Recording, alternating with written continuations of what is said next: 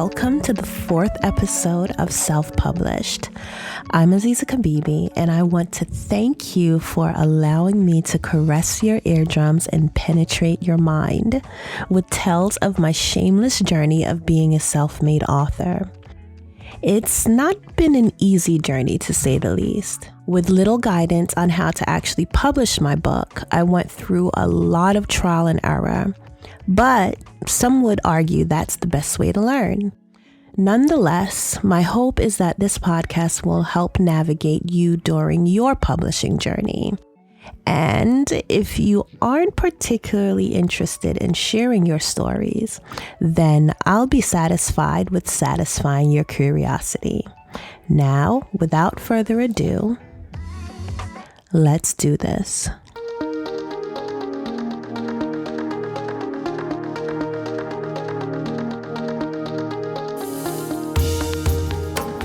The blog post, August 7th, 2013. Jack of many trades, master of some. I write poetry, you know. I'm also a chef. I know how to sheetrock rooms, paint and wallpaper, lay tile, and carpet floors. I can sew, knit, crochet, build walls, and grow everything needed for a gourmet meal. I even know a thing or two about running electric, wiring, and plumbing. And most of these things I learned at my father's encouragement and coercions. In every cloud, there is a silver lining. And even among the abuse and torture I grew up with, I know a lot of things others don't because my father made me learn them. Like most children do for their parents, I wanted to make mine proud. Though my father did everything he could to break my will, that didn't change the fact that him and my mother were the only two people that validated me. Sure, we were punished when the dishes weren't clean enough or our beds weren't made on time, but I went out of my way to do more than my parents required. And with my eagerness to succeed, my parents loaded on the responsibility. There were times when I felt lost and defeated. But my relationship with God and my determination to go on served me like the last drop of fuel that gets your car to the gas station just before it shuts off. I've birthed 5 children, 4 for my father and 1 for my ex-husband, and they challenge me on a regular basis. In my own child rearing, I do my best to apply the things that I find are positive from the way my parents raised me. Things like thinking outside of the box, reading the dictionary, and learning how everything works. But sometimes it can be difficult deciphering what methods were genuinely beneficial to me and my siblings' development, and what was meant as a tool of control.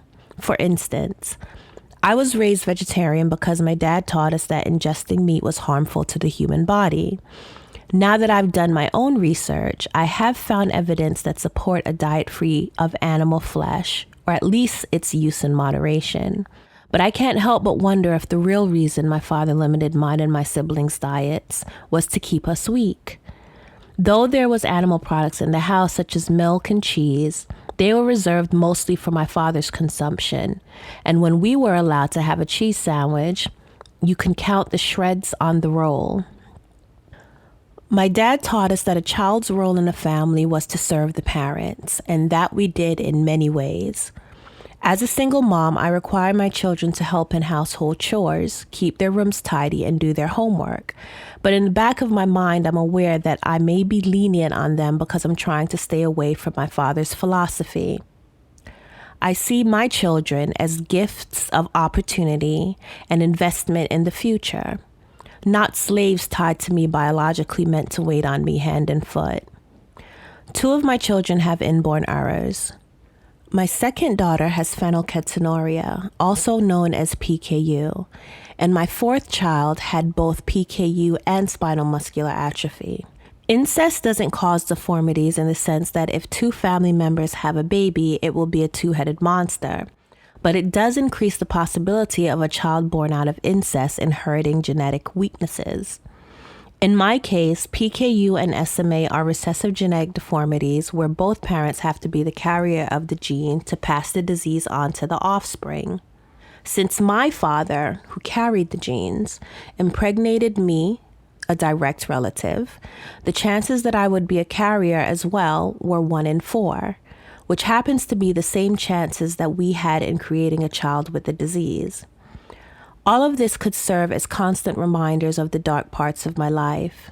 But the reality is, there are other people that were not raped and taken advantage of by a family member that have children with the same challenges mine have. My reasoning is that me and my children aren't that different from others out there, making me feel less alone. And compared to the abandon that I felt when I was a child, less alone is all the company I could wish for. My foundation is crooked, cracked, twisted, and full of holes, but with the right amount of mortar mixed in the fitting consistency, layered with the appropriately shaped bricks, I know my skyscraper will touch stars that haven't been discovered yet. Oh yeah, I can lay brick too.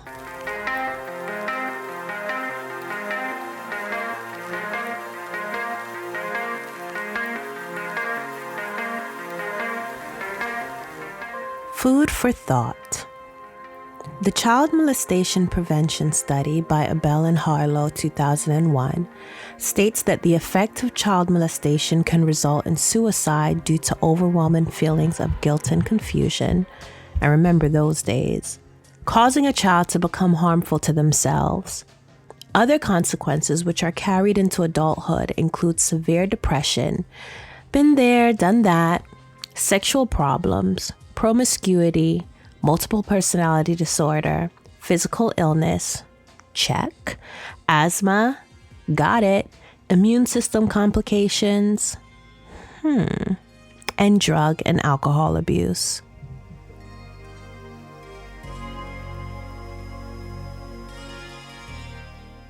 For resources on abuse prevention and recovery for yourself or someone you know, go to preciouslittleladies.org, where we strengthen the bond between mothers and daughters to combat child molestation, incestuous abuse, domestic violence, and sexual assault. And our motto remains, you're not alone. It's okay to tell.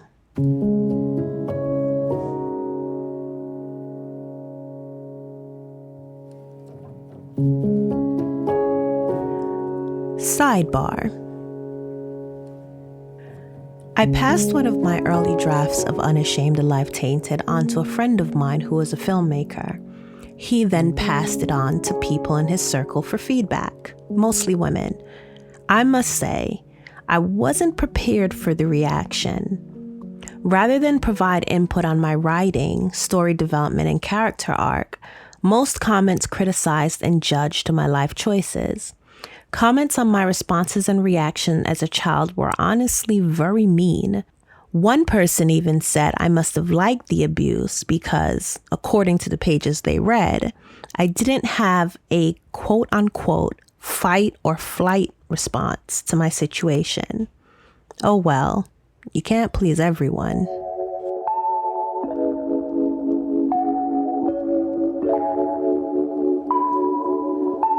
About publishing. Remember in the last episode, I mentioned that the newspaper article I interviewed for led to an appearance on a nationally syndicated television show? Well, I'm not going to talk about that here. What I'm going to do is share with you information on book cover design. But before I get into that, I want to continue to encourage future and current publishers and entrepreneurs to take any and every opportunity to promote yourself and your work. You're going to feel silly at first standing online in a grocery store trying to figure out a way to strike up conversation with the person in front of you about your YouTube channel or editing service you just started. But you have to fight that feeling and just do it.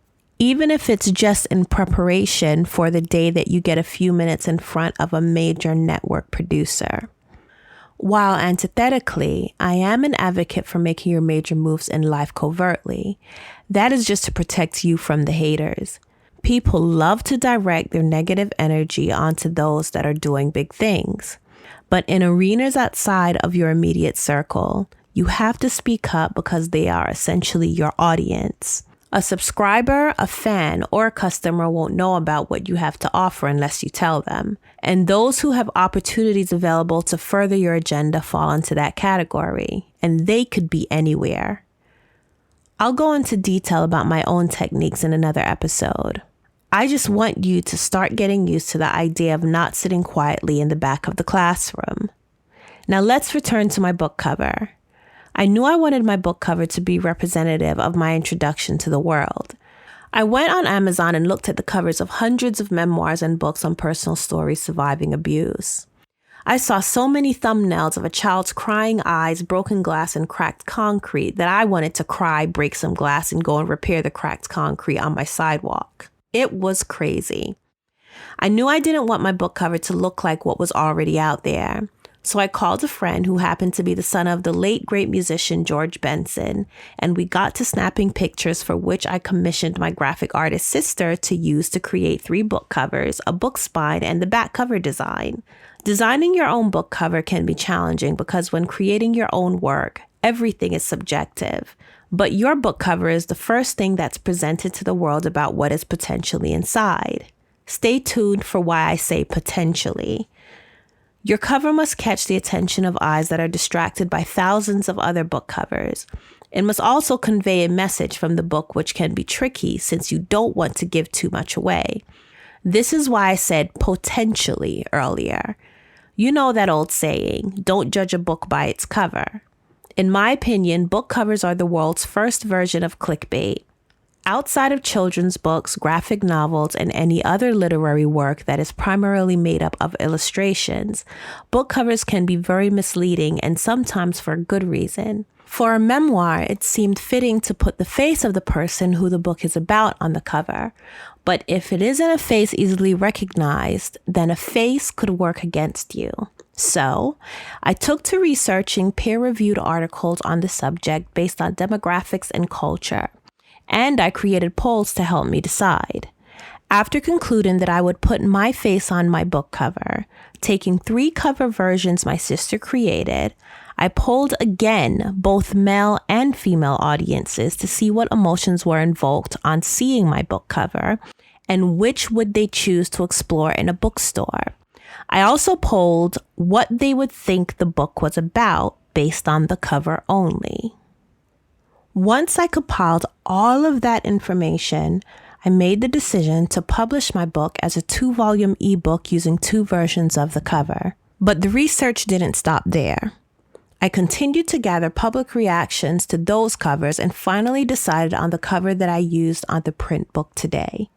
The moral of the story? Don't be afraid to try and try again, and try again and again. At the very least, you'll learn a lot in the process.